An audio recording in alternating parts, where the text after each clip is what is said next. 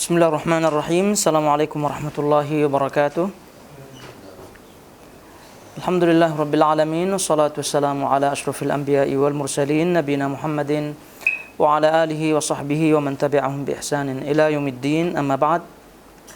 Hadirin ayyuhal ikhwatul akhawat, rahmani wa rahmakumullah. Alhamdulillah, tentunya kita senantiasa bersyukur kepada Allah Azza wa Jalla atas nikmatnya, dan tentunya pastinya kita tidak mampu untuk menghitung nikmat tersebut. Di antaranya adalah nikmat waktu, nikmat kesempatan, dan juga nikmat keinginan untuk menghadiri tempat-tempat seperti ini, yaitu majelis ilmu. Dan semoga Allah Subhanahu wa taala menjadikan apa yang kita laksanakan hari ini dan juga daripada amal-amal soleh yang lainnya diterima di sisinya Rabbul Alamin. Taib, sebagaimana dimaklumi, kita akan melanjutkan bahasan kitab Masail Al-Jahiliyah yang sudah sampai bahasannya pada bahasan atau mas'alah as-sabi'ah wa thalathun yang ke-37.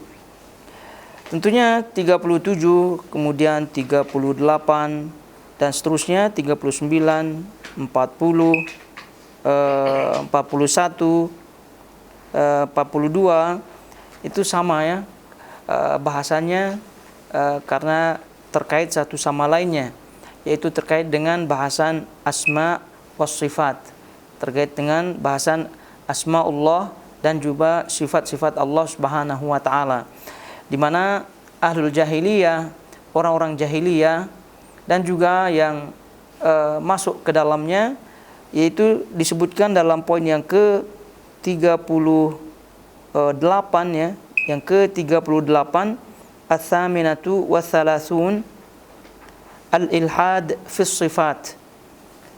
Yang ke-38, mereka menyimpang dalam menentukan sifat-sifat Allah Subhanahu wa taala.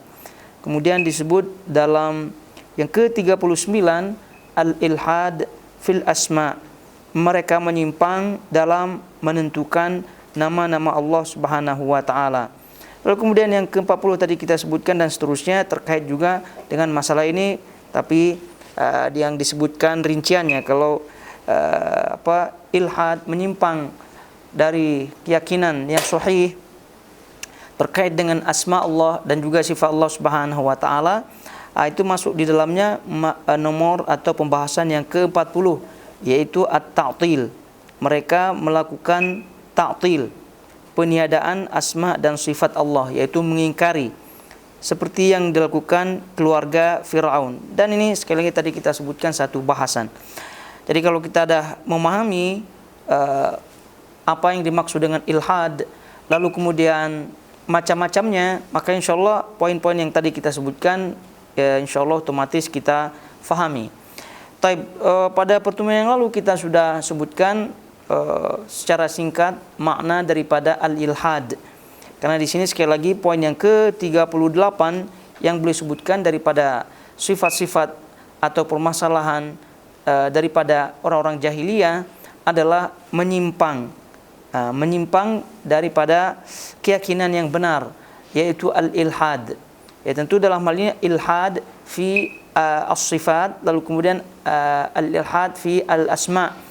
Kita pernah sebutkan makna daripada al-ilhad lughatan dari sisi bahasanya adalah yang condong atau yang miring. Sehingga yang kita sebutkan bahwa disebutkan kubur itu adalah liang lahat, ya karena memang kalau kita melihat al-lahdu, yaitu ada kecondongan, kemiringan daripada tempat diletakkannya mayit tersebut. Dan pernah kita sebutkan ya, terkait dengan kuburan ada dua jenis, ada yang ilhad, ada yang al-lahdu, yang miring, ada yang tidak. Al-lahdu ini tentu yang sesuai sunnah adalah lahad, al-lahdu. Tapi ini dilihat dari karakter tanah tersebut. Kalau karakter tanahnya kuat, maka al-lahdu yang cocok, yang sesuai. Tapi kalau lembek dan seterusnya, ya tentu tidak dibuat seperti itu. Ala kulli hal, ini terkait dengan makna bahasa sebagaimana yang pernah kita sebutkan pada pertemuan sebelumnya. Adapun yang disebut dengan al-ilhad, menyimpang, dalam hal ini sebagaimana yang kita pernah nukilkan daripada ucapan Ibnul Qayyim rahimahullahu taala adalah al-ilhad bi asma'illah wa sifatihi 'anil haqqi ats-tsabiti, yaitu menyimpang dari kebenaran yang tetap ya terkait dengan asma dan sifat Allah Subhanahu wa taala. Menyimpang berarti dia jauh daripada kebenaran, jauh daripada kebenaran. Karena asma dan sifat Allah Subhanahu wa taala ini kan terkait dengan masalah akidah. Maka masalah akidah itu masalah yang paling jelas di dalam agama kita. Karena kejelasannya itu tidak perlu lagi untuk bersusah payah seseorang untuk mencarinya. Maka keinginan yang sedikit saja apabila tulus, maka insya Allah akan menyampaikannya kepada kebenaran yang hakiki, kebenaran yang ats-tsabit, kebenaran yang tetap. Maka orang-orang yang menyimpang daripada kebenaran yang tetap ini terkait dengan pemahaman, terkait dengan akidah asma wa sifat, inilah secara umum yang disebut dengan al-ilhad, penyimpangan. Jadi sekali lagi tadi kita sebutkan bahwa al-ilhad fil asma was sifat ini satu kesatuan tentunya. Jadi apabila seseorang itu ilhad, menyimpang daripada pemahaman yang tetap, pemahaman yang benar, pemahaman yang sudah ditulis di dalam Al-Quranul Karim dan ditulis dalam sunnah Nabi SAW, maka baik itu masalah asma, baik itu masalah as-sifat, ya masuk juga kategori al-ilhad. Nanti kita akan sebutkan macam-macam dan juga jenis-jenis daripada al-ilhad. Jadi tadi kita sebutkan bahwa permasalahan akidah, terutama masalah asma wa sifat, ini adalah permasalahan yang sangat terang benderang sehingga tidak memerlukan juhud, juhud yang kabir ya, tidak memerlukan pengorbanan lalu kemudian kesungguhan yang amat berat ya untuk mencapai kepadanya, tidak. Karena saking jelasnya ya, cukup kesungguhan yang disertai dengan niat ikhlas, maka akan menemui kebenaran itu. Namun masalahnya kesungguhan yang disertai dengan niat ikhlas itu jauh daripada orang-orang atau sebagian kaum muslimin, sehingga menjauhlah dia daripada kebenaran yang tetap, menjauhlah dia daripada kebenaran yang sudah terang benderang tadi, akhirnya menyimpang sejauh-jauhnya. Wabil khusus terkait dengan asma was sifat, terkait dengan asma was sifat. Karena tadi kita sebutkan contoh saja Ar-Rahman 'alal arsy istawa. Ar-Rahman yaitu Ar-Rahman, Allah Subhanahu wa taala beristiwa di atas arsy. Beristiwa di atas arsy. Tidak perlu adanya tidak memerlukan kesungguhan yang amat sungguh ya untuk memahami namanya Ar-Rahman atau memahami ayat ini. Ya cukup dengan keikhlasan, lalu kemudian keimanan, selesai masalah. Tinggal iman saja bahwasanya Allah itu berada di atas langit, beristiwa di atas arsy-Nya, selesai masalah. Nah, jadi karena tidak ada kesungguhan yang disertai dengan niat ikhlas, maka jauh menyimpang. Akhirnya kesungguhan yang disertai dengan keikhlasan tadi diganti dengan ya tidak sungguh-sungguh jadinya dan juga tidak ikhlas. Akhirnya mulailah dia memasukkan akal-akalnya di situ. Memulai dia memasukkan akal-akalnya di situ. Artinya kalau kita sebutkan, ini kata akalnya ya, kalau kita sebutkan Allah itu berada di langit, berarti itu Allah dikuasai oleh langitnya. Kalau kita menyebutkan Allah berada bersemayam, bersiwa di atas arsy-Nya, berarti Allah memerlukan arsy. Sementara Allah itu maha kaya, tidak memerlukan sesuatu apapun. Ini kata akalnya. Maka kata akal-akal seperti ini menjauhkan dia daripada kebenaran yang tetap. Apabila orang ini menepikan sedikit saja daripada kata akal-akalnya ini, menepikan diri dari kata akal yang tadi, lalu kemudian menuju kepada kesungguhan yang sedikit saja dengan keikhlasan dan keimanan, maka pasti dia akan menjumpai kebenaran yang tetap, kebenaran yang sahih. Tapi masalahnya adalah dia tidak mau menepikan kata akalnya, tidak mau, dan masih ngotot juga bersikeras ya untuk menjadikan akalnya sebagai pedoman utama dalam bab ini. Nah, itu kalau kita melihat banyak sekali. Oleh karena itu tidak heran ketika mereka ditanya sebagiannya, di mana Allah Subhanahu wa taala, mereka menyebutkan Allah di mana-mana. Allah di mana-mana. Dengan logika apabila menyebutkan Allah itu di mana-mana, berarti Allah tidak memerlukan sesuatu. Sekehendaknya saja Allah itu berada di mana-mana. Nah, ini kalau mengikuti akal, ya mungkin saja orang yang tidak memiliki ilmu itu akan terjerumus ke dalamnya, itu akan mengiyakannya, iya juga ya. Ya. Tapi kan celah-celah akal-akal seperti ini sangat-sangat banyak celahnya daripada kesesatan, kebatilan yang ada. Jadi itu sekali lagi permasalahan akidah adalah permasalahan yang sangat-sangat jelas sekali. Ya, sekali lagi tidak diperlukan pengorbanan tingkat tinggi ya untuk mencapainya. Diperlukan sedikit saja, tapi ada keikhlasan, ketulusan. Ada keikhlasan dan ketulusan, itu saja. Tidak diperlukan seperti orang yang menulis disertasi, ya. Tidak pula memerlukan pengorbanan orang yang menulis tesis, ya. Tidak. Jadi kesungguhan sedikit saja, lalu kemudian disertai dengan ikhlas, niat yang ikhlas, maka akan mencapai tujuannya. Namun masalahnya adalah kesungguhan yang sedikit dengan keikhlasan yang tadi itu tidak ada sama sekali. Tidak ada sama sekali. Akhirnya sejauh-jauhnya. Sampai mati masih juga berkeyakinan Allah itu di mana-mana. Kan sayang, kasihan orang-orang seperti ini. Sampai mati pun masih membantah orang-orang yang mengatakan Allah itu beristiwa di atas arsy-Nya. Sampai mati dia pun meyakini Allah tidak memiliki tangan.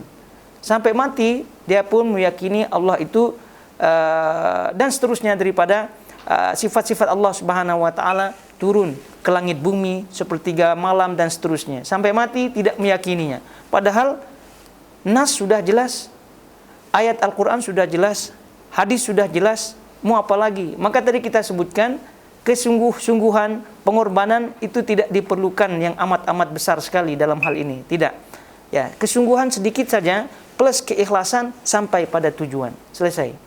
Nah, cuma tadi masalahnya ditolak-tolaknya dia dengan akal-akalnya dia. Kalau kita tetapkan ini berarti kita begini, begitu kan? Tetapkan ini ya konon memperjuangkan kesucian Allah Subhanahu wa taala, namun pada hakikatnya telah mengotori, telah menginjak-injak dan bahkan mengingkari kesucian Allah Subhanahu wa taala itu.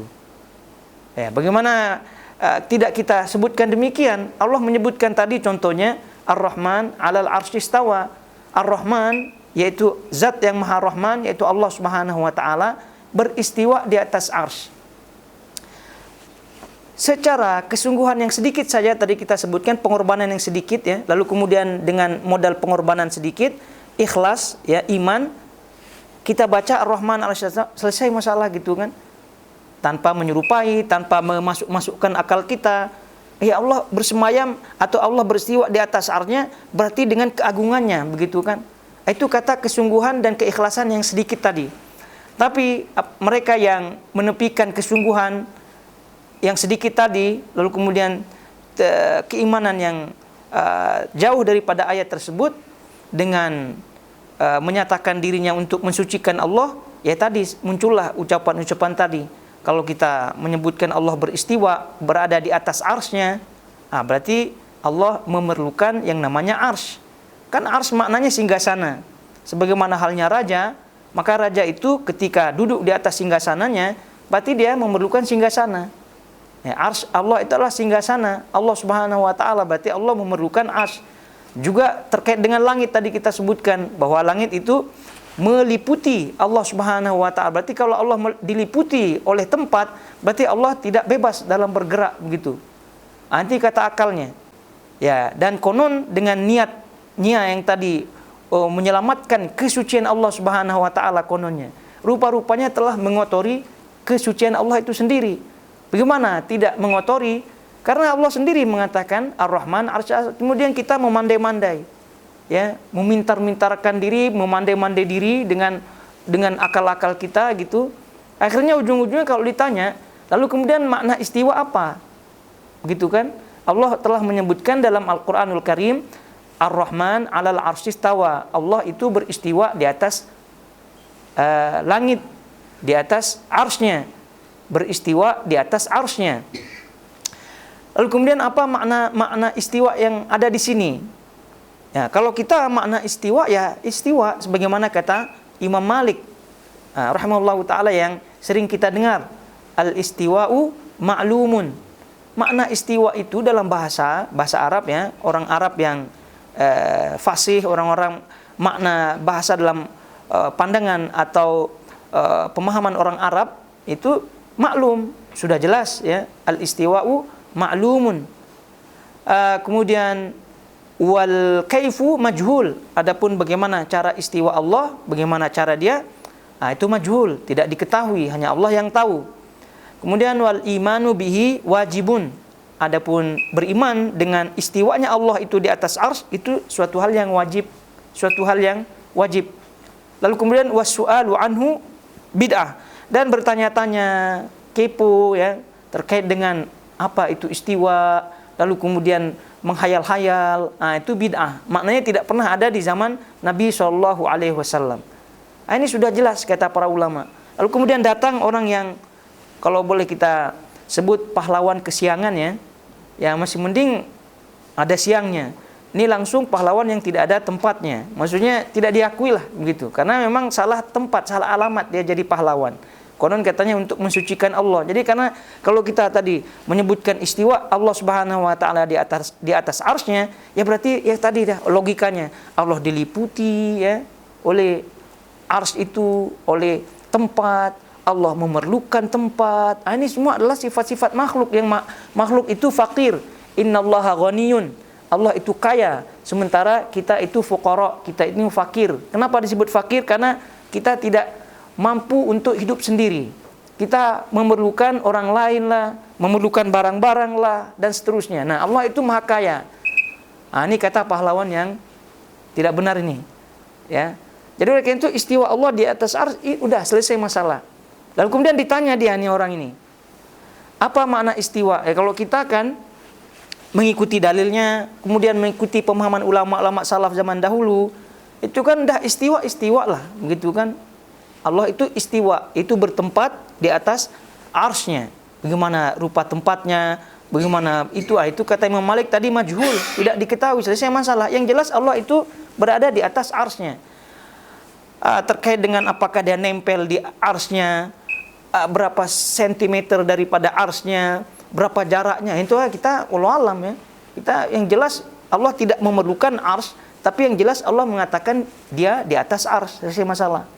Nah, orang yang konon pahlawan ini ya untuk mensucikan Allah Subhanahu wa taala akhirnya terpaksa mencari-cari makna istiwa itu yang sesuai dengan akalnya.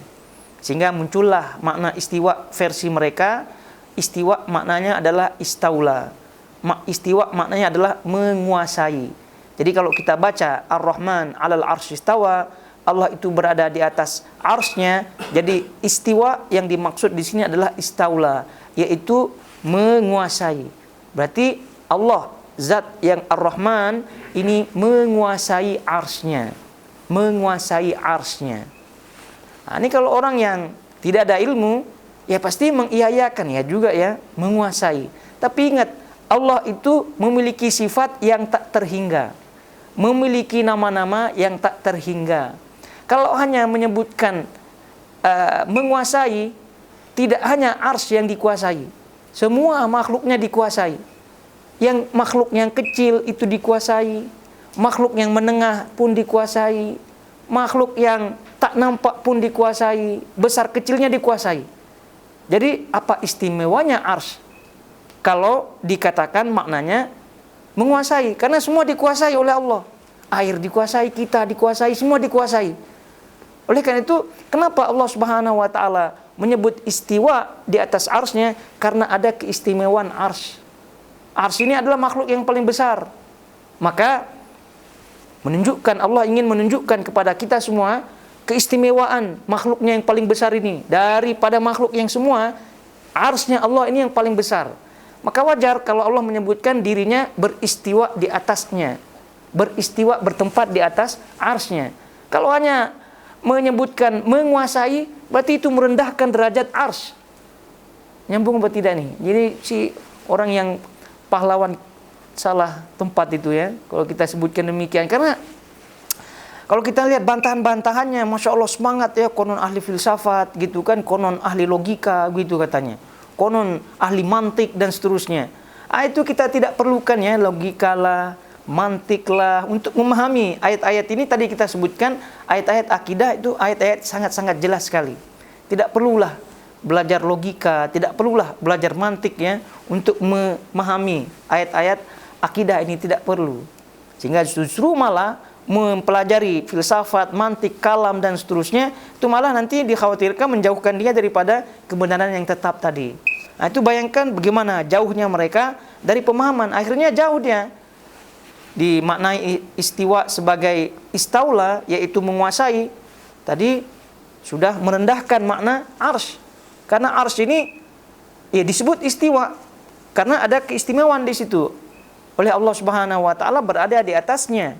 Maka tidak sembarangan Allah berada di atas makhluknya. Berarti dipilihnya makhluk yang paling agung di sisi Allah, paling istimewa, paling besar begitu. Tapi kalau hanya mengatakan Allah itu menguasai arsy, itu merendahkan derajat arsy itu. Dan sementara arsy itu kan saking besarnya begitu kan, disebutkan dalam riwayat malaikat yang memikul arsy itu satu saja malaikat, jarak antara telinga dengan bahunya itu 700 tahun. Jaraknya itu 700 tahun itu berapa? Itu antara jarak telinga dengan bahunya si malaikat ini. Bagaimana dengan jarak tangan ke ujung jarinya? Bagaimana jarak kepala sampai kakinya? Begitu kan? Saking besarnya, dan itu tidak satu, banyak malaikat yang memikulnya. Berarti cukup besar sekali. Maka oleh itu kalau hanya sekedar menyebutkan maknanya adalah menguasai arsy, itu merendahkan arsy itu sendiri. Merendahkan. Karena semua tadi kita sebutkan dikuasai oleh Allah Subhanahu wa taala. Lalu kemudian selanjutnya setelah mereka meyakini itulah makna yang sahih menurut akal mereka, menurut logika mereka, itu yang benar ya. Makna istiwa adalah menguasai. Lalu kemudian kita tanya, ayat ini dikemanakan? Ini ayat ini mengatakan jelas Ar-Rahman 'alal 'arsy istawa. Udah jelas istawa nih. Lalu kemudian dikemanakan ayat ini? Taruh di pocket. Mending di pocket masih bolehlah ini kan keluarkan lagi. Kemana? Dibuang. Berarti telah mengingkari secara tidak langsung. Kalau boleh kita ya umpamakan keluar dari kandang buaya ya, masuk ke kandang singa.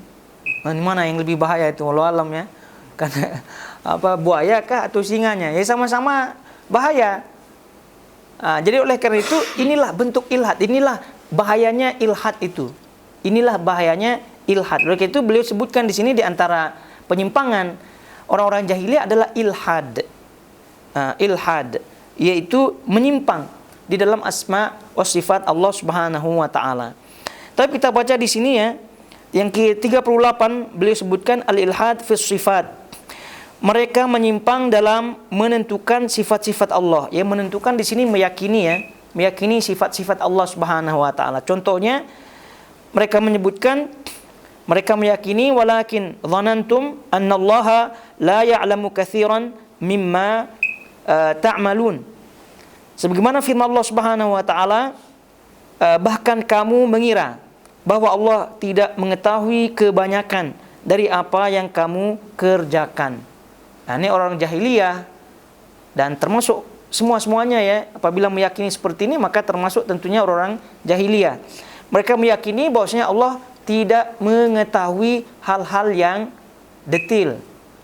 Mereka meyakini bahwasanya Allah Subhanahu wa taala mengetahui sebagian, tidak secara keseluruhan. Jadi ini katanya nih, bahkan kamu mengira bahwa Allah tidak mengetahui kebanyakan dari apa yang kamu kerjakan. Berarti sebagian saja Allah ketahui. Ini bagian daripada ilhad, yaitu meyakini bahwa Allah Subhanahu wa taala tidak mengetahui hal-hal yang detil. Oleh karena itu, terkait dengan ilmu Allah Subhanahu wa taala, itu kan ilmu yang tanpa batas. Jadi makhluk itu berilmu, mengetahui, ada ilmu, tapi ilmunya terbatas. Lalu kemudian makhluk itu berilmu setelah mencari ilmu. Tapi Allah Subhanahu wa taala itu tidak perlu mencari ilmu. Itulah dia. Jadi Allah Subhanahu wa taala perbedaannya sangat banyak sekali, walaupun dari sisi nama dari sisi nama sama. Berilmu, tapi ilmu Allah tanpa batas, ilmu makhluk terbatas. Ini sudah jelas tentunya ya. Oleh karena itu, meyakini bahwasanya Allah Subhanahu wa taala mengetahui sebagian saja, ini adalah termasuk penyimpangan. Juga bagian daripada hal ini adalah meyakini bahwasanya Allah Subhanahu wa taala mengetahui sesuatu setelah terjadi. Atau yang disebut dengan akidah al-bada. Ini akidah al-bada, meyakini Allah Subhanahu wa taala mengetahui sesuatu setelah terjadi. Ini ada juga keyakinan atau akidah ini ada pada Syiah. Sebelumnya orang-orang jahiliyah pun ada seperti ini, dan juga sebagian kelompok yang menyimpang. Itu masih ada sebagian yang meyakini Allah Subhanahu wa taala mengetahui sesuatu setelah terjadi. Berarti sebelum terjadi Allah tidak mengetahui. Ini termasuk ilhad, penyimpangan tentunya.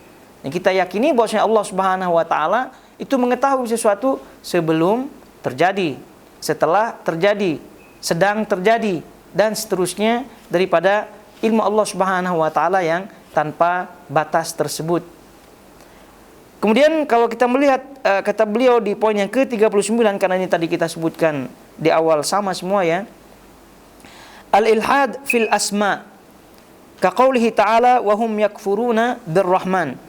Mereka menyimpang dalam menentukan nama-nama Allah, menyimpang dalam akidah ya, keyakinan terkait dengan nama-nama Allah Subhanahu wa taala, sebagaimana firman Allah Subhanahu wa taala, padahal mereka kafir, yaitu mengingkari kepada Tuhan yang Maha Pemurah.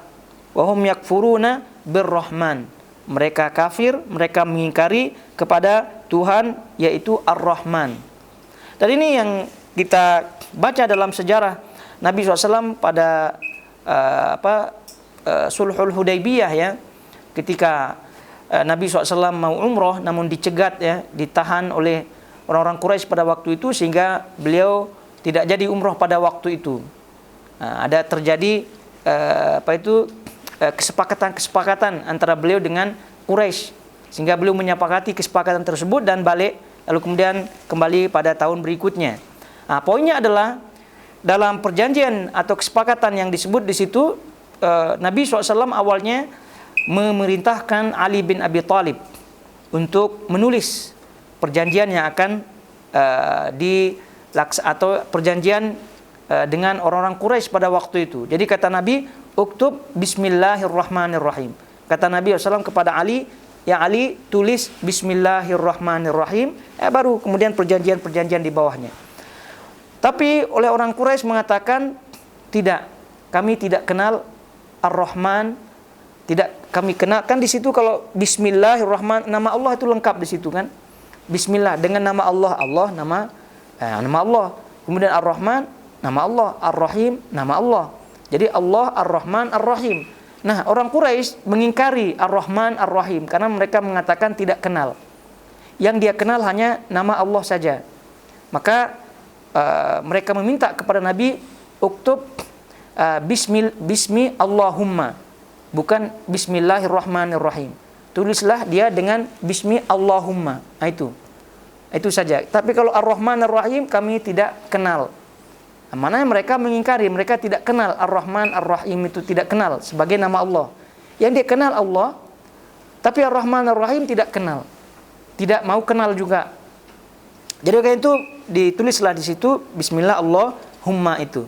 Tapi Nabi SAW tetap mengikutinya, karena walaupun Allahumma itu pun tidak menyimpang, tentunya itu termasuk nama Allah Subhanahu wa taala. Jadi poinnya adalah orang-orang Quraisy pada waktu itu, orang-orang jahiliyah itu mengingkari, menolak Ar-Rahman sebagai nama Allah Subhanahu wa taala, dan ini adalah bagian daripada sifat ilhad tersebut, Lalu kemudian permasalahan yang ke-40 ya, at-ta'til ka qauli ali fir'aun, mereka melakukan ta'til. Ta'til ini meniadakan, ya, ujung-ujungnya mengingkari, meniadakan dan juga maknanya mengingkari. asma dan sifat Allah Subhanahu wa taala seperti yang dilakukan keluarga Fir'aun. Jadi ta'til ya tidak hanya keluarga Fir'aun ya yang mengingkari, tapi orang-orang setelahnya, orang-orang jahiliyah dan juga sebagian kaum muslimin dari kalangan kelompok-kelompok yang menyimpang itu juga ada istilah at-ta'til, yaitu meniadakan. Ada ta'til yang secara menyeluruh, ada ta'til yang sebagian. Secara menyeluruh ya seperti ta'til yang tadi disebutkan, orang Quraisy tidak menerima nama Ar-Rahman. Berarti itu meniadakan, mengingkari secara utuh, secara menyeluruh. Ada juga sebagian yang menetapkan nama Allah, ya, sebagian menetapkan nama Allah, lalu meniadakan, mengingkari sifat-sifatnya, mengingkari sifat-sifatnya. Itu ada juga sebagian kaum muslimin, kelompok yang menyimpang, mengingkari atau meyakini hal-hal seperti ini, seperti keyakinan Mu'tazilah. Mu'tazilah itu keyakinannya menetapkan nama-nama Allah, namun tidak menetapkan sifat-sifat Allah Subhanahu wa taala. Meniadakan, mengingkari sifat Allah. Berarti di sini ada unsur peniadaan, ada unsur pengingkaran, tapi sebagian. Ya, walaupun sebagian tetap saja disebut at-ta'til, tetap disebut at-ta'til, yaitu mengingkari, meniadakan. Taib. Dari yang ke-38, 39, 40, ini tadi kita sebutkan semuanya adalah bentuk daripada al-ilhad fi al-asma was sifat. Oleh karena itu, para ulama menjelaskan ya terkait dengan ilhad tersebut ada 4 macam, ada 4 jenis. Ada 4 macam atau 4 jenis ya. Yang pertama disebutkan ingkaru syai'in minal asma. Mengingkari sebagian daripada nama-nama Allah Subhanahu wa taala. Sebagian nama-nama Allah Subhanahu wa taala. Itu mengingkari sebagian. Ya kalau mengingkari full ya sudah jelas ya, dah masuk mengingkari keseluruhan atau mengingkari sebagian daripada nama-nama Allah Subhanahu wa taala. Ya yang tadi kita sebutkan ya, seperti kelakuan daripada orang-orang Quraisy yang menolak Ar-Rahman, itu berarti keseluruhan. Lalu kemudian tadi mengingkari sifat-sifat Allah Subhanahu wa taala dengan menetapkan nama-namanya, itu juga bagian daripada mengingkari sebagian. Sebagaimana pengingkaran orang-orang Mu'tazilah yang tadi kita sebutkan, mereka menetapkan nama-nama Allah Subhanahu wa taala namun mengingkari sifat-sifatnya. Ya, contohnya mereka menetapkan Ar-Rahman sebagai nama Allah Subhanahu wa taala. Namun kalau ditanya Ar-Rahman itu apakah bersifat rahmah apa tidak? Mereka mengatakan tidak. Ya, nama adalah nama. Nama adalah nama. Gitu. Jadi karena apabila ya ini lagi-lagi logika ya, akal-akalnya. Kenapa kok apakah ada orang yang menetapkan nama Allah namun mengingkari sifat-sifatnya?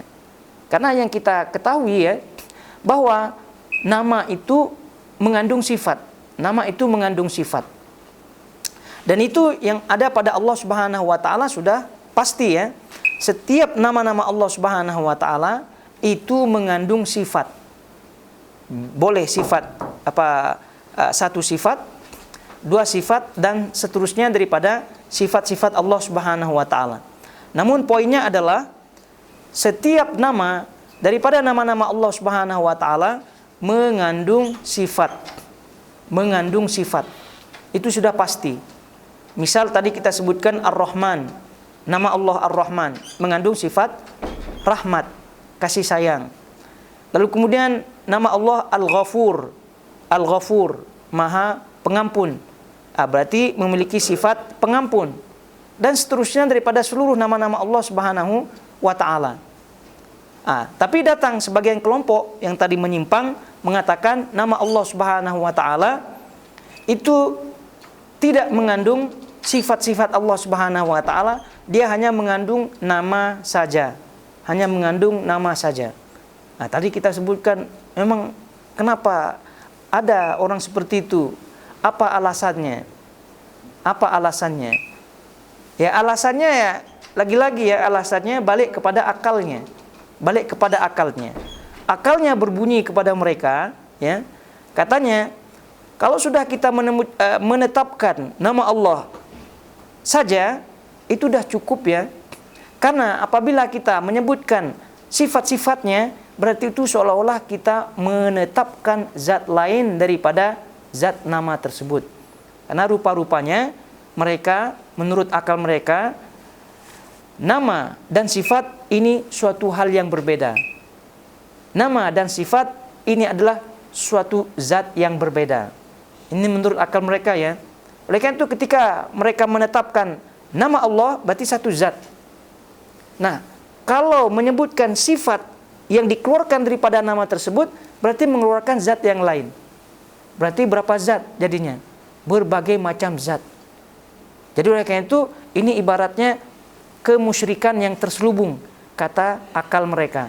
Sehingga mereka tidak menetapkan, tidak meyakini adanya sifat-sifat Allah Subhanahu wa ta'ala. Nah, ini keyakinan daripada sebagian yang menyimpang tadi daripada Mu'tazilah. Sebetulnya ini semua sudah dibahas oleh para ulama, sehingga jangan terheran-heran kalau ada orang yang berlogika kononnya, lalu kemudian bermantik, berfilsafat dan seterusnya. Itu hati-hati orang-orang seperti itu ya, daripada orang-orang seperti itu. Karena akidah tadi di awal kita sebutkan simple, tidak perlu berlogika panjang lebar, tidak perlu bermantik yang indah-indah, berfilsafat yang kemana-mana, tidak perlu. Karena sekali lagi, karena itulah disebut sebagai akidah, keyakinan yang mantap, keyakinan yang tetap. Karena kalau keyakinan, karena kalau akidah itu ditemukan dengan sesuatu yang berat gitu ya, nah itu susah orang yang mau berakidah ya, yang benar. Oleh karena itu Allah Subhanahu wa ta'ala menjadikan dalil-dalilnya baik daripada Al-Quran dan Sunnah sangat-sangat mudah difahami. Akidah tadi kita sebutkan. Jadi perkara yang paling mudah difahami di dalam Islam ini adalah perkara akidah, karena dia yang paling jelas nasnya, yang paling jelas dalilnya. Sehingga ya tadi kita sebutkan tidak perlu berlogika panjang lebar. Ini yang pertama ya, mengingkari nama-nama Allah Subhanahu wa ta'ala baik secara keseluruhan maupun secara sebagian. Oleh karena itu ada kaidah di sini yang juga pernah kita pelajari ya di kitab yang lainnya, bahwa keyakinan terhadap sifat dan nama Allah Subhanahu wa ta'ala itu sama dengan keyakinan dan sifat Allah Subhanahu wa ta'ala yang lain. Jadi maksudnya apa kaidah ini? Maksudnya sebagaimana halnya kita meyakini nama-nama dan sifat-sifat Allah Subhanahu wa ta'ala, maka itulah keyakinan itulah yang kita pakai kepada nama-nama dan sifat-sifat Allah Subhanahu wa ta'ala yang lainnya. Lebih jelasnya, bahwa nama-nama dan sifat Allah Subhanahu wa ta'ala kan banyak, itu tak terbatas.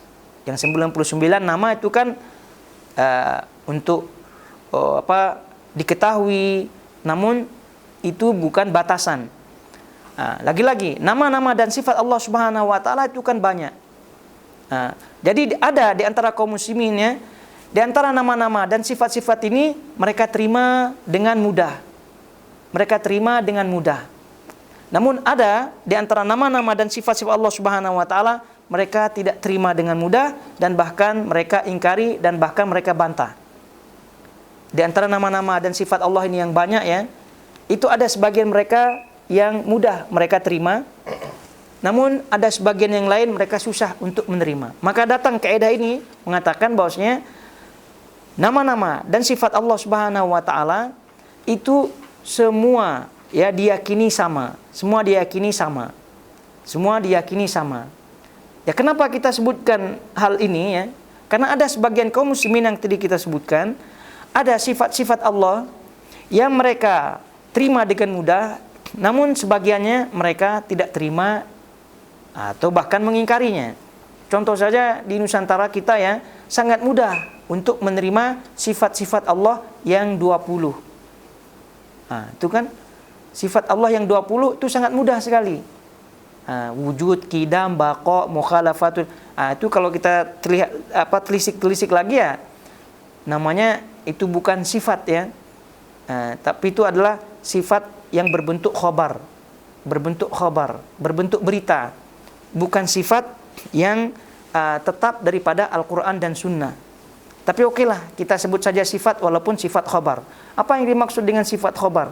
Sifat khobar adalah sifat yang bersifat berita, yang sifat berita, yang mana itu tidak ditetapkan oleh dalil.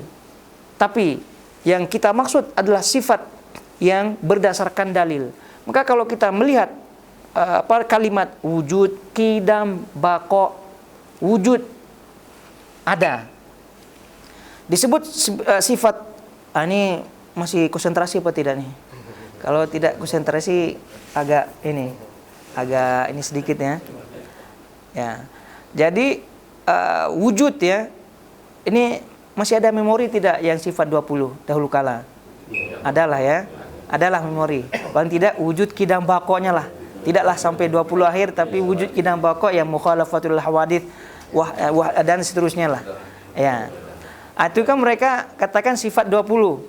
Pada hakikatnya itu bukan sifat yang kita maksud di sini. Sifat yang dimaksud adalah sifat yang berdasarkan dalil daripada Al-Quran dan Sunnah. Oleh karena itu, kalaupun dikatakan sifat yang 20, wujud qidam baqa ini, itu disebut oleh para ulama sebagai sifat yang berbentuk khabar saja, berita. Sehingga tidak bisa juga disalahkan. Tapi untuk ditetapkan itu sebagai sifat Allah Subhanahu wa taala yang berdasarkan Al-Qur'an dan Sunnah, maka ini tidak. Kenapa demikian? Karena ketika kita menyebutkan Allah itu wujud ya, wujud maknanya ada. Itu bisa kita bantah apa tidak? Tidak bisa kita bantah. Memang Allah itu ada, itu tidak. Maka ini adalah sifat Allah Subhanahu wa taala, ya. Dan itu sebagai berita bahwasanya Allah itu wujud, ada. Tapi berani apa tidak kita sebutkan ini adalah sifat Allah Subhanahu wa taala dalam Al-Qur'an dan Sunnah? Tidak berani. Tidak. Kenapa? Karena tidak ada satupun yang disebut dalam Al-Qur'an dan Sunnah sebagai wujud. Tidak ada. Tidak ada. Oleh karena itu, yang ada adalah yang 99 nama itu, atau yang sifat misalnya al-zahir wal batin gitu kan. Itu adalah ada dalam Al-Qur'an dan Sunnah. Tapi disebut wujud itu tidak ada. Wujud itu dalam lafaz wujud di dalam Al-Qur'an dan Sunnah sebagai sifat Allah Subhanahu wa taala tidak ada. Tapi itu adalah berita saja, dan itu tentu kita tidak salahkan. Ya karena memang yang namanya wujud, keberadaan, itu memang kalau boleh kita sebutkan tidak perlulah disebut-sebut dalam khusus-khusus dalilnya ya. Karena memang secara fitrah manusia itu memang sudah mengakui keberadaan Allah Subhanahu wa taala, kecuali kalau tidak mengakui berarti itu ateis ya. Ateis. Bedakan antara sifat yang berdasarkan dalil dengan sifat yang hanya berita saja. Wujud, berita saja, tidak berdasarkan dalil. Qidam, terdahulu ya. Qidam, sudah ada terdahulu. Betul apa tidak ini? Betul. Tapi hanya sekedar berita. Tapi kalau kita gali lafaz qidam di dalam Al-Quran dan Sunnah, tidak ada. Cukup Allah menyebutkan az-zahir wal batin, maka mencakup semuanya. Al-awwal wal akhir, cukup, tidak mencukupi. Sebab itulah ini semua berdasarkan akal-akalannya. Untuk konon mensucikan Allah Subhanahu wa taala, lalu kemudian untuk menyesuaikan dengan akal-akal kita katanya ya, sehingga muncullah nih wujud, qidam, baqa. Padahal sudah, kalau kita merujuk kepada Al-Quran dan Sunnah, dah selesai masalah. Huwal awwalu wal akhiru wal zahiru wal batinu. Selesai ini. Selesai. Tidak perlu muter-muter wujud, qidam, baqa begitu, tidak perlu. Tapi okelah begitu kan.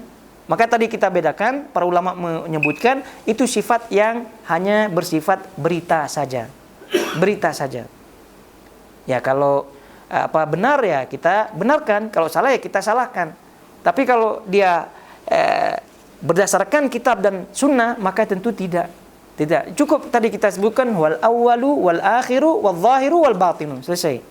Karena makna daripada awal wal akhir, zahir dan batin itu semua dah wujud masuk, Qidam masuk, Baqa masuk, semua masuk. Begitu. Nah, jadi satu kali dayung 2-3 pulau terlampaui ibaratnya. Kalau kita memakai dalil itu, sehingga tidak perlu menghafal wujud Qidam Baqa, itu tidak perlu. Tapi bagi sebagian kaum muslimin, ini sifat 20 ini adalah sakral. Mesti dihafal. Bahkan dipakai sebagai selawatan dan seterusnya. Sakral sekali. Padahal itu adalah bentuk daripada buah pikiran yang menyimpulkan sifat-sifat Allah Subhanahu wa taala. Yang menyimpulkan sifat-sifat Allah Subhanahu wa taala. Padahal itu bukan sifat Allah Subhanahu wa taala yang disebut dalam Al-Qur'an dan Sunnah. Itu dia. Jadi oleh karena itu tadi kita sebutkan masalah akidah ini adalah masalah yang jelas. Namun kadang-kadang dipersulit oleh sebagian orang sehingga kaum muslimin sebagian mati dalam keadaan seperti itu. Dan ini yang kita sangat-sangat sesalkan. Taib. Jadi yang pertama mengingkari nama Allah Subhanahu wa taala baik secara menyeluruh ataupun secara sebagian. Kemudian yang selanjutnya adalah yang kedua daripada macam atau jenis al-ilhad dalam asma dan juga termasuk sifat Allah Subhanahu wa taala adalah menamakan Allah Subhanahu wa taala bukan dengan namanya, bukan dengan namanya. Menamakan Allah Subhanahu wa taala bukan dengan namanya. Seperti misal orang-orang Kristen misalnya, kan sering kita dengar dia menyebut Bapak gitu kan, Roh Kudus Bapak gitu. Ini maksudnya Allah Subhanahu wa taala. Berarti nama-nama ini adalah termasuk al-ilhad.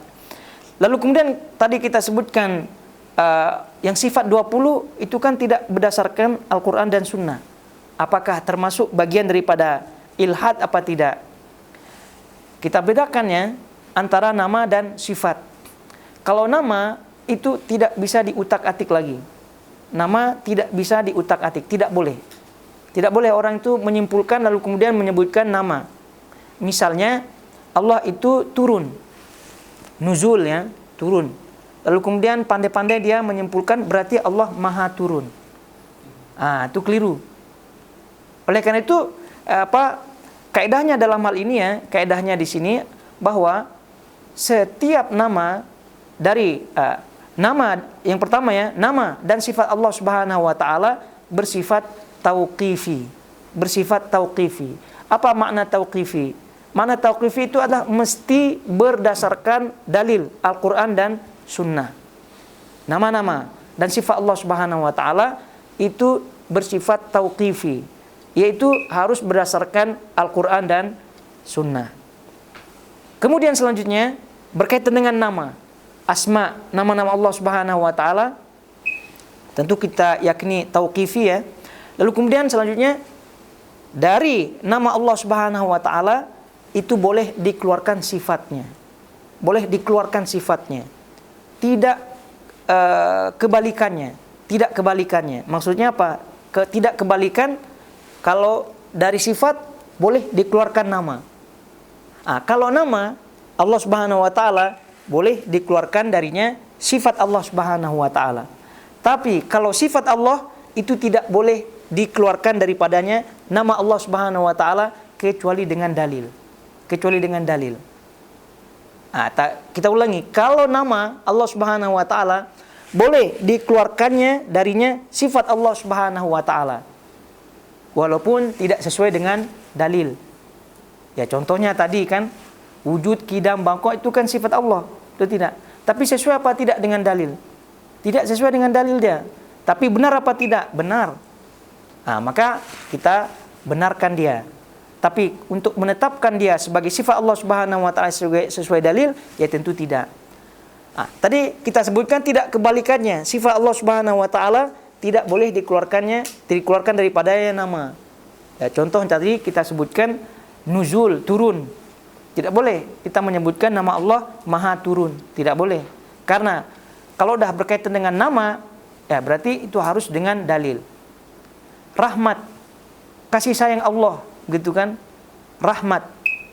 Lalu kemudian kita sebutkan Allah maha pengasih. penyayang. Allah Maha Pengasih, Maha Penyayang. Ini boleh apa tidak? Boleh. Karena ada dalilnya, yaitu Ar-Rahman, Ar-Rahim. Lalu kemudian tadi pemberi rizki. Lalu kemudian kita sebutkan Allah Maha Pemberi rizki. Boleh apa tidak? Berarti ketika kita menyebutkan Maha, berarti itu kan nama ya. Ini bahasa kita lah ya, bahasa kita kalau udah kita sebutkan Maha, berarti itu adalah nama. Maha Pemberi rizki. Berarti kita sebutkan ada rizki, lalu kemudian kita menyebutkan Allah Maha Pemberi rizki. Berarti kita menyebutkan Allah itu namanya Maha Pemberi rizki. Ini boleh apa tidak? Boleh. Kenapa? Karena ada dalilnya. Jadi kalau nama itu mesti ada dalilnya. Tidak secara otomatik seperti sifat yang dikeluarkan daripadanya nama. Tidak boleh. Nah, misalnya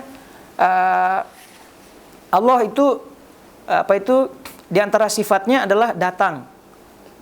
Waja'a rabbuka wal malaku soffan soffa. Datang Rabbmu. Berarti ini sifat Allah datang ya. Sifat Allah datang. Boleh apa tidak kita sebutkan nama Allah Maha Datang? Tidak boleh. Tidak boleh. Ya mungkin secara akal ya boleh-boleh saja gitu. Memang dia datang ya. Dia datang. Terus apa salahnya kita sebutkan Maha Datang? Ya, itu tidak boleh. Dari nama tidak boleh. Kenapa? Karena yang namanya nama tadi kita sebutkan memerlukan dalil, lalu kemudian konsekuensinya nama Allah Subhanahu wa taala itu tidak ada celah dari semua sudut, dari semua sisi, dari semua apalagi bahasanya. Celah itu tidak ada celah, tidak ada kekurangan sedikit pun. Itu konsekuensi nama. Maka tidak sembarangan kita sebut Maha-Maha, itu tidak sembarangan. Tadi disebut Maha Datang. Oleh sebab karena sifat Allah itu datang. Maha Turun. Oleh sebab Allah itu turun. Kan? Maha Bersemayam. Misal tadi, Maha Beristiwa. Karena Allah itu istiwa. Ini keliru. Ya, harus ada dalil yang satu. Dan ingat, konsekuensi nama itu menyeluruh konsekuensinya. Maksudnya, kalau kita sebutkan Maha Turun, ya mungkin dari sisi Allah ketika turun sempurna, tapi sisi lain apakah setiap yang turun itu sempurna? Kan tidak. Apakah yang setiap yang turun itu tidak ada celahnya sedikit pun? Tidak. Jadi itu kalau nama maka mesti ada dalilnya, karena ada konsekuensinya. Konsekuensi nama adalah sempurna dari semua sisi. Ketika menyebutkan Allah itu misal Allah itu Ar-Rahman contohnya, Ar-Rahman, dari semua sisi kasih sayang Allah Subhanahu wa taala tidak ada celahnya, dan seterusnya daripada nama-nama Allah Subhanahu wa taala. Oleh karena itu mesti ada dalil kalau nama. Oleh karena itu dari nama boleh secara otomatis bisa dikeluarkan daripadanya sifat, tapi tidak sebaliknya dikeluarkan daripadanya tidak sebaliknya dari sifat ini dikeluarkan nama. Harus ada dalilnya, ini sepertinya kita memerlukan kopi nih ya. Ya. Ya. Langsung saja nih. Tadi yang kedua ya jenis ilhad ya. Kemudian yang ketiga adalah an ya'taqida anna hadhil asma dalatun ala awsafil makhluqin fayaj'aluha dalatan ala at-tamthil. Meyakini bahwa nama-nama Allah Subhanahu wa taala itu menunjukkan sama dengan sifat-sifat makhluk, menunjukkan sifat-sifat makhluk, sehingga dia mempermisalkan nama Allah dan sifat-sifatnya dengan nama-nama dan sifat makhluk. Ya, contoh ketika dia menyebutkan nama Allah itu Ar-Rahman, Maha Pengasih, Ar-Rahim, Maha Penyayang, gitu. Lalu kemudian dalam otaknya dia mengatakan, ya Rahman dan kasih sayang Allah itu sama dengan Rahman dan kasih sayangnya makhluk. Lihatlah binatang itu, gitu kan? Bagaimana dia berkasih sayang kepada anaknya. Lihatlah ibu-ibu menyusui anak-anaknya, itu kan bentuk kasih sayangnya. Ini ucapan-ucapan keyakinan seperti ini keliru, karena dia telah menyamakan, mengumpamakan makhluk dengan Allah Subhanahu wa taala atau Allah dengan makhluknya. Ini keliru. Oleh karena itu walaupun namanya sama, sifatnya sama dari segi bahasa ya, dari segi lafaz, kasih sayang tadi kita sebutkan, berilmu dan seterusnya daripada nama-nama yang mirip-mirip, tapi tetap ingat hakikatnya tidak sama. Laisa kamitslihi syai'un wa huwas samiul basir. Allah Subhanahu wa taala tidak sama dengan suatu apapun, tidak ada yang sama dengan Allah. Wa huwas samiul basir, dan dia Maha As-Sami', mendengar, dan Maha melihat. Semua makhluk itu ya, itu melihat dan mendengar. Kebanyakan makhluk ya itu memiliki panca indera yang dua ini. Kan 5 itu indera itu 5 ya. Tapi yang dua ini Allah sebutkan As-Sami' Al-Basir karena makhluk itu semuanya rata-rata memiliki. Kalau tidak salah satu di antara keduanya. Kenapa disebut demikian? Karena pendengaran dan penglihatan, supaya kita faham bahwa makhluk memiliki pendengaran, lalu kemudian Allah memiliki pendengaran, atau sebelumnya Allah memiliki pendengaran, Allah memiliki penglihatan, namun Allah menekankan di sini pendengaran dan penglihatan Allah itu tidak sama. Itu tidak sama. Ini menutup celah mengumpamakan sifat-sifat Allah dengan sifat yang lainnya dan seterusnya. Oke, itu ini juga bagian daripada tadi kita sebutkan simpelnya permasalahan akidah ya, simpel sekali. Oleh karena itu apa saja ayat-ayat sifat yang kita baca, ini ayat sebetulnya sudah menyelesaikan bisikan-bisikan akal yang menyesatkan. Jadi ketika kita membaca ayat yang berkaitan dengan tangan Allah, maka langsung kita yakini pasti tangan Allah itu tidak sama dengan tangan makhluknya. So, tadi kita sebutkan ya. Tadi kita sebutkan sebagian kaum muslimin terhadap sifat Allah, karena sifat Allah tadi kita sebutkan kan banyak ya. Ada sebagian sifat yang sangat mudah mereka cerna, sangat mudah mereka fahami dan yakini dan imani. Contoh misalnya ilmu. Allah itu berilmu. Manusia juga berilmu. Maka ketika Allah menyebutkan dirinya alim, bersifat berilmu, maka tidak ada kegaduhan di situ. Tidak ada debat panjang di situ. Bagaimana nanti kamu akan menyerupakan ilmumu dengan ilmu Allah, sehingga ilmu ini kita takwil dan seterusnya. Tidak ada debat seperti ini, tidak ada. Tapi kenapa ketika Allah menyebutkan tangan, ya? Kenapa ketika Allah menyebutkan istiwa tadi? Kenapa ketika Allah menyebutkan turun di langit, perdebatan banyak, perdebatan panjang, akalnya itu berbunyi nyaring dan seterusnya. Kenapa? Ini menjadi sebagai persoalan. Padahal ayatnya sama, sumbernya sama, ayatnya sama, gitu kan? Kenapa tidak sifat-sifat yang tadi yang dipertikaikan ya, yang diperdebatkan itu kita dudukkan dengan sifat yang atau kaedahnya sama dengan sifat yang diterima secara mudah tadi. Kenapa? Inilah akibat akal-akalan. Padahal yang menyebutkan Allah itu Maha mengetahui, Allah sendiri. Yang menyebutkan Allah itu turun di langit, Allah sendiri. Yang menyebutkan Allah itu istiwa, Allah sendiri. Yang menyebutkan Allah punya tangan, Allah sendiri. Tapi kenapa kasihan nih sifat-sifat dianaktirikan? Kenapa? Kan seharusnya tidak. Gitu. Sepertinya nyambung lah ya. Ya. Nah, jadi oleh karena itu karena terang benderangnya seperti ini ya, maka sangat mudah sepertinya ya untuk diterima. Namun lagi-lagi ini balik kepada hidayah dan taufik dari Allah Subhanahu wa taala. Ada sebagian yang masih belum diberikan hidayah oleh Allah Subhanahu wa taala, dan sebagian sudah diberikan hidayah oleh Allah Subhanahu wa taala. Dan semoga Allah Subhanahu wa taala menjadikan kita termasuk orang-orang yang diberikan hidayah dan diberikan taufik dan istiqomah di atasnya. Kemudian yaitu yang ketiga ya. Yang keempat terkait dengan ilhad adalah terkait dengan ilhad nama-nama Allah Subhanahu wa taala, an yashtaqqa min asma'illahi ta'ala asma'al asnam. Mengambil dari nama-nama Allah Subhanahu wa taala nama-nama berhala, atau menamakan nama berhala dari nama Allah Subhanahu wa taala. So itulah kita sebutkan atau kita mendengar dan ingat nama-nama berhala di zaman jahiliyah yang besar itu. Ada Lata, Uzza, Manat, Hubal. Itu dari nama-nama Allah Subhanahu wa taala. Uzza misalnya. Dari nama Allah Al-Aziz. Al-Aziz kan nama Allah. Dinamakanlah dia berhala itu Uzza. Ya, Lata, Uzza, Manat, ya, ada Manat. Dari nama Allah Al-Mannan. Nama Allah kan Al-Mannan. Maka ada nama orang Abdul Manan. Itu dia. Dinamakan namanya Manat, berhalanya. Ini juga bagian daripada al-ilhad. Oleh karena itu, ini sudah kita sebutkan yang 4 ya. Oleh karena itu, sebagai kesimpulannya, bahwa dalam meyakini nama-nama Allah Subhanahu wa taala dan sifat-sifatnya itu mesti harus berdasarkan dalil-dalil yang ada.